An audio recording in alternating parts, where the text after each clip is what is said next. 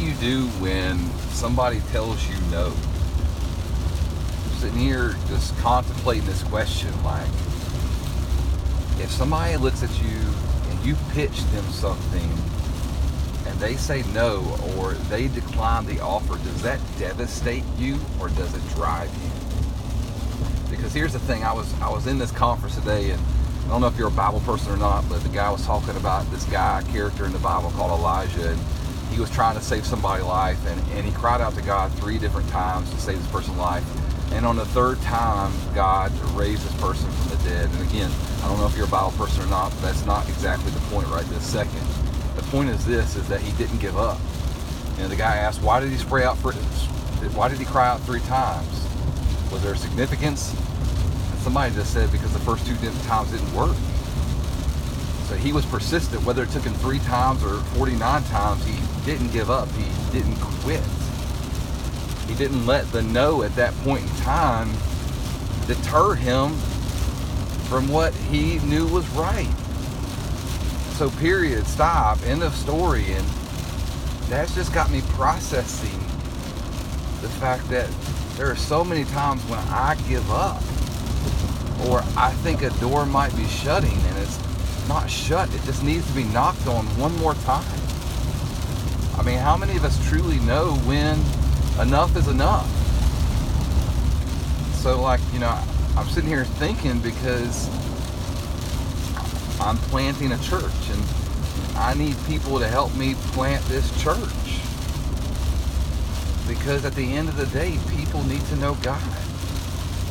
And as many people that are gifted and willing to help me, like, I need them.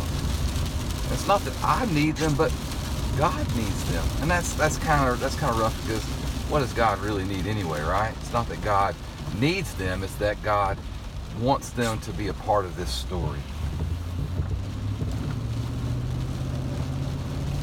So yeah, I'm just processing that right now and thinking through that.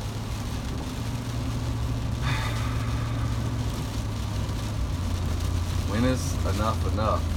What do you do when someone tells you no? I've been guilty so many times of taking that no and moving on. And I think back, how many times did I tell God no? But he didn't move on without me. He kept knocking at the door of my heart until I finally said yes. And some of you guys might argue with me theologically, did I say yes?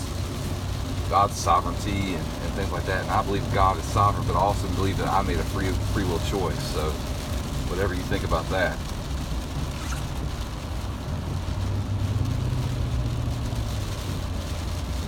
So yeah, I'm just sitting here contemplating, just sitting here thinking. And I hope it encourages you somehow, some way, because that's what this life's all about, right? To help other people, to encourage other people, to help you learn from the things that you've done wrong in your life at some point, at some time, to bless somebody, to help them. And this is just raw off the cuff of my heart and my head, so I don't know how much of it's, you know, just emotion or what, but I hope that in some way, shape, form, or fashion, shout out to my man Dan Collison for that, I hope in some way that it spurs you on to not let a no crush you. And I heard this from my friend Mark, and he said this. He said, man, this is so good right here. God. God's delay is not necessarily denial. God's delay is not necessarily a denial. Just because somebody says doesn't say yes in that moment doesn't mean that they're denying you. So, man, anyway, I hope you guys are good this week, good today. It's Monday. Shout out to my man Gary V, who says, you know, all you guys who hate Monday, you're in the wrong job. Anybody who sits there and lives for Friday in the wrong place. You know, Monday is when the grind happens. So I'm excited it's Monday. It's raining outside. I'm excited. It's Monday. Let's get it.